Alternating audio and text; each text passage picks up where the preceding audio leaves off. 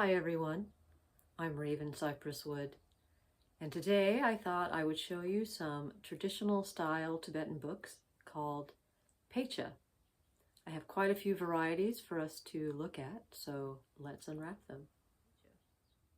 First of all, you'll notice that they are all covered in material, particularly very ornate, beautiful material. This is a way of showing respect for the text. So first, we're going to open the Tibetan pecha in this very fancy zippered silk brocade text. Let's see if I can open it up all the way. There we go. Inside we have two pecha, actually. So you can see, again, these are both wrapped in material. So at the end of the pecha is a pecha label, a book label. Again, very ornate material. And there's also the name of the text here. So this is part of the Yungdrung Bön. This is also part of the Yungdrung Bön. This is the Korji, the root text. This is the Nyamgyu, the experiences of the masters who practiced this text are recorded in this text. So let's open up this text. So there is a string tying the cord, tying the cover, and then you can just open it up like this. This is what the book label looks like when it's inside. And you unwrap it like this. There's a very specific way for wrapping it back up so that when it's unwrapped, if it's unwrapped properly, this is the top of the text. As you'll see, it also has the title of the text here on this somewhat hard cardboard.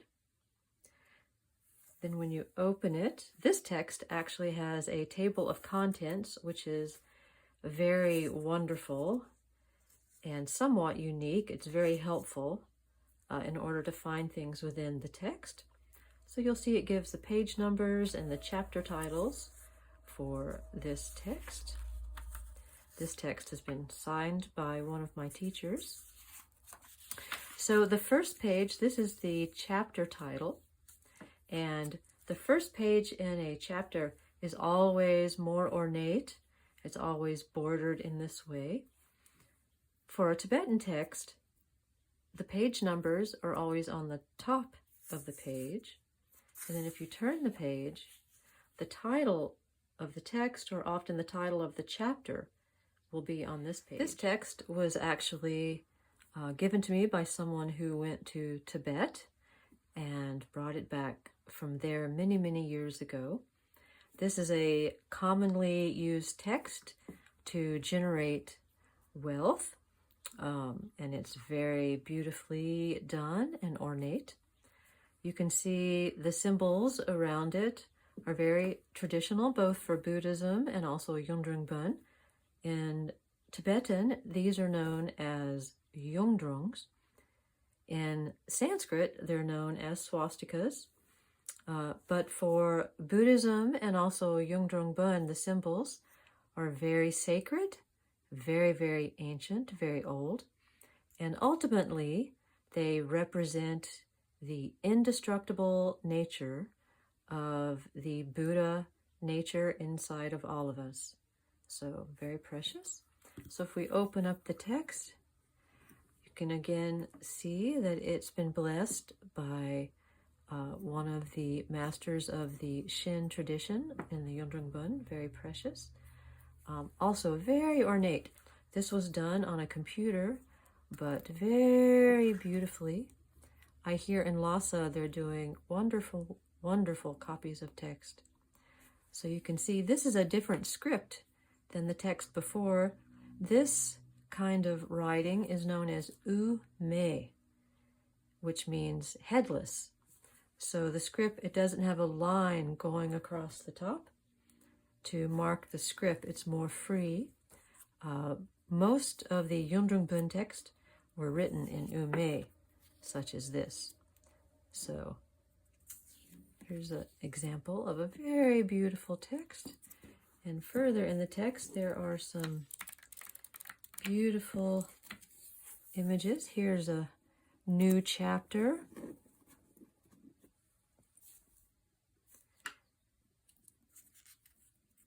Very common for there to be symbols of auspiciousness. These are images of the wealth deities. Often there's images of the lineage deities. And generally, new chapters will begin in that way. Very ornamented. Here, I'll let you see. So here's another example of the ways in which Tibetan texts are held together. You can see that this is being held together by two small elastic bands and two pieces of wood. I actually made these pieces of wood for this particular text.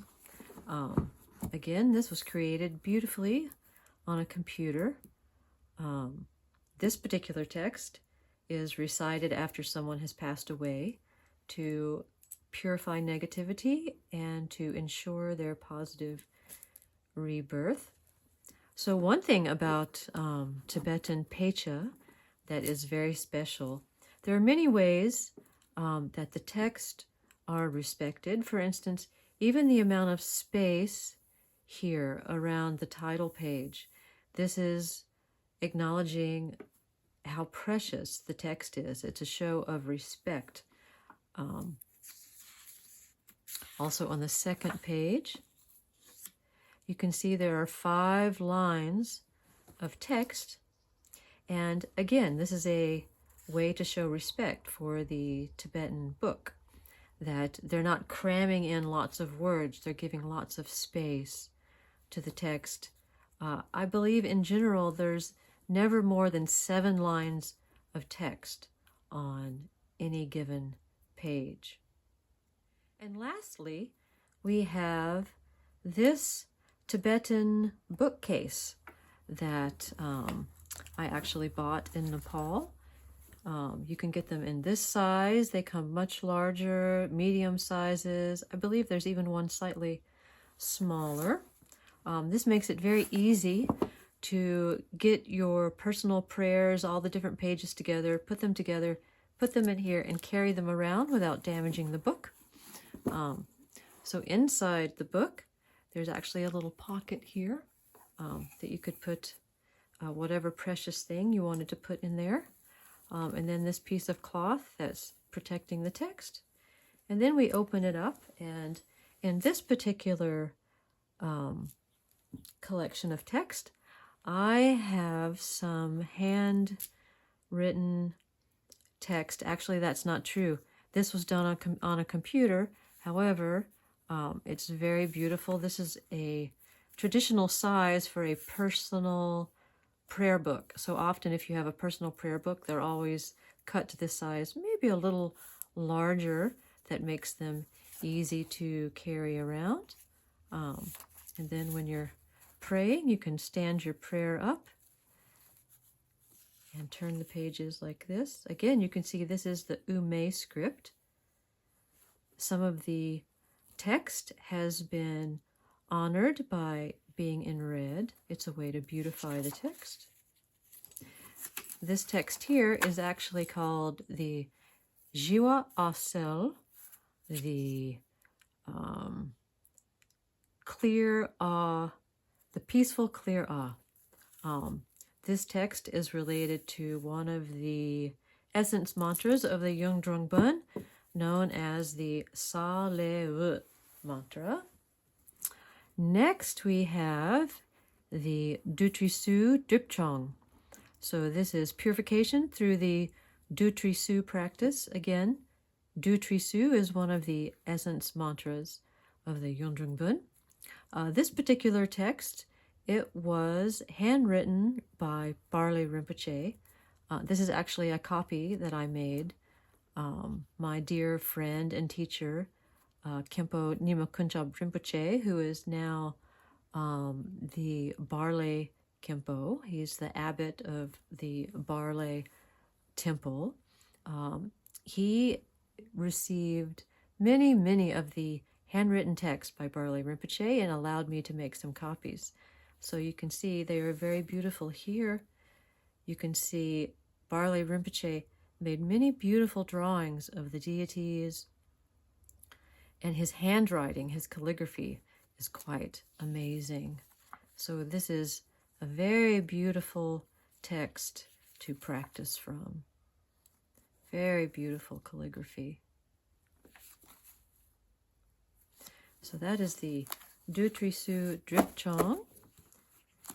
And then we have a couple Sibijamo text. I was going to show you these two texts. These are actually the same text. This is a special Sibijamo practice. This text, you can see, was created on a computer. Again, very beautiful script. Sometimes a little small to read if your eyes are tired, but very beautiful. Again, ume. This text, this was handwritten. You can even see someone has drawn the lines in the page so that they then can write on the lines so that it's very straight. If you look closely, you can see the lines that were drawn. Very small calligraphy. Oh, I wanted to show you here. This is the very first page of script, and it begins with a script known as Dakini script or Khandro language. Very special. So this isn't Tibetan. This is a different kind of language. The Tibetan then is here, the Ume text. So this small print, this is instructions for the practitioner, telling the practitioner how to prepare for the practice, what they need to do. If there's any practices they need to do that aren't included in this text, they need to get other text. And then the actual recitation of the text begins with the larger size print. Again, you can see some of it is in red. And again, there'll be smaller fonts that tell you this is starting a new section of recitation. Very beautiful. And then here's the mantra at the very end of the text. You can even see here the copy that I made of the text. This is from that practitioner using it for many years. These texts are very old that I was lucky enough to make copies of, but you can see from the fingerprints there. This is actually a copy of the Heart Drop of Chama, which some of you might have seen the English or Spanish or French translation of. Again, this is from Barley Rinpoche, and this is his calligraphy. You can even see the lines he's drawn so that he could write perfectly on the lines. That's the Chama Ningtik. Again, another beautiful Barley Rinpoche text. This is for doing the burnt food offering for those who have deceased. Very beautiful. Again, here in this Ume text, you can see on the side is the page number and title of the text in Ume. And lastly, this text, this is not a copy. This is actually a very old text for supplicating the masters. Again, you can see the Yungdrungs on each side. The frame has been painted. On the reverse side, there are two very beautiful images of masters that over time have become less clear.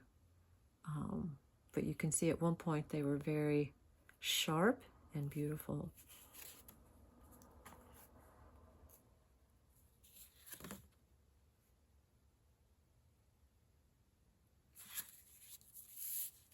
So those are some examples of some handwritten text and some different styles of beautiful, beautiful calligraphy.